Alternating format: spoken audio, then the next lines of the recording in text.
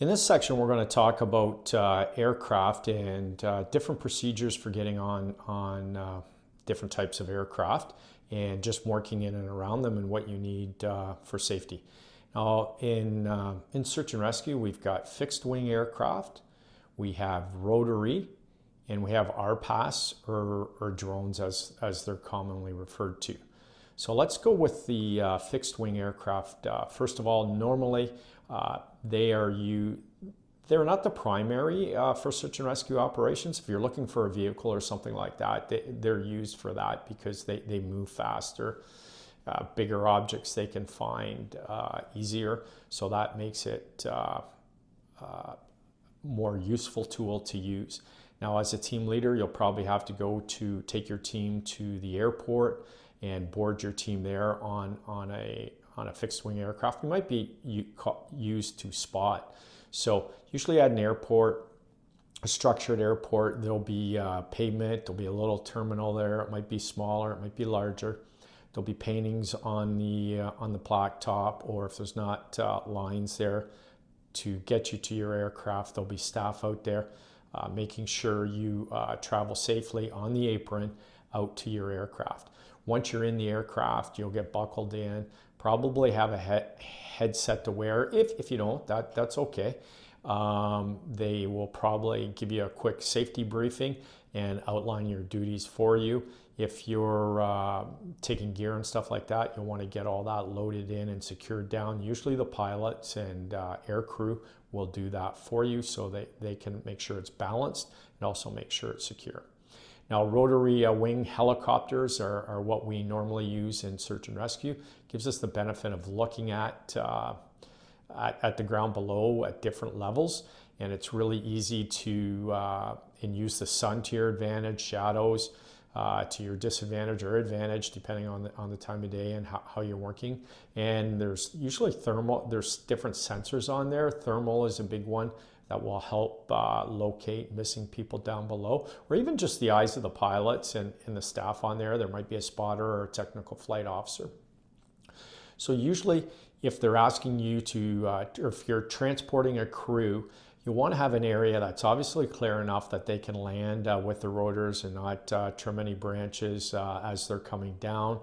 And if it's a flat area, position you and your team at the upwind side. You want to, because they'll come in, usually land with the wind at their nose, so you want to be at the nose anyway.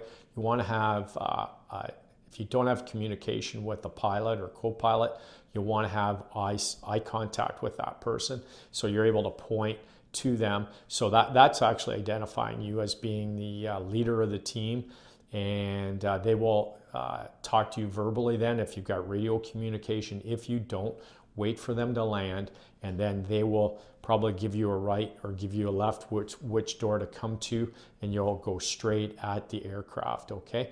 9 times out of 10, they'll be able to slide around and open up a door for you to slide in if it's single.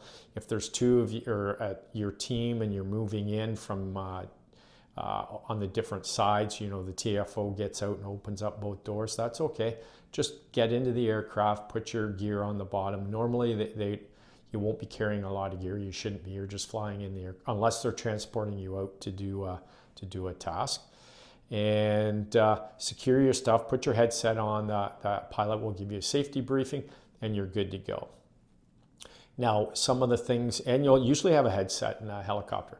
One of the other things with helicopters, if you're in the summer and it's knee deep in grass and that, stand up so they can see the height of the growth. They'll want to do maybe a couple laps just to see what's on the ground so they can land. But being down, by standing up, they can see how high that undergrowth is.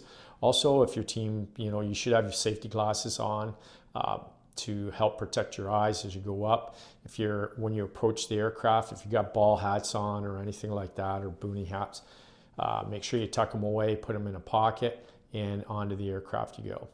Now, if you're going to load from a low hover, and there's 2 of you getting on, make sure you both get in, and as you open the doors, open them gently, first of all, very gentle, and then both you step on the aircraft at the same time, then get into the aircraft. Okay, you have to get certified in low hover load and unload anyway, but make sure you do that together so the pilot doesn't have a hard time stabilizing the aircraft. And be gentle with the doors when you go in, and you should be good. Now, as far as RPAS or drones, there's you won't get involved too much with them other than maybe to be a spotter. And to be a spotter, they're asking you to watch the aircraft, watch the drone so we have visual line of sight of it. And if there's other things approaching, you're to let the pilot or the operator know that there's an aircraft coming, or maybe you're monitoring the radio, the air channel, so that way you're just being an extra set of hands and eyes for the pilot, and your job is to make sure you're not getting in the way, you're not flying into trees or power lines or other aircraft coming in.